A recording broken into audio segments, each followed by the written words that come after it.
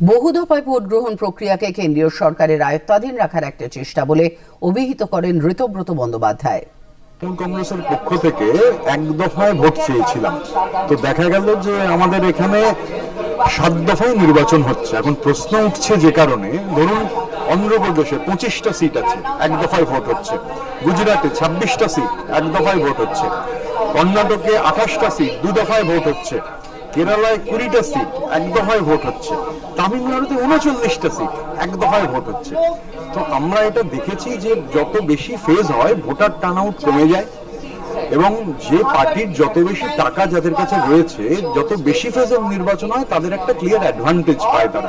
সেই জন্য আমরা পশ্চিমবঙ্গে এক ফেজের নির্বাচনের দাবি করেছিলাম। 2021 সালে বাংলার বিধানসভা নির্বাচন ছিল সব থেকে বড়, 34 দিন 8 ফেজে হয়েছিল। তখন বলা হয়েছিল কোভিড আছে, এখন তো কোভিড নেই, যার ফলে প্রশ্ন উঠছে যে কেন এত লম্বা নির্বাচন।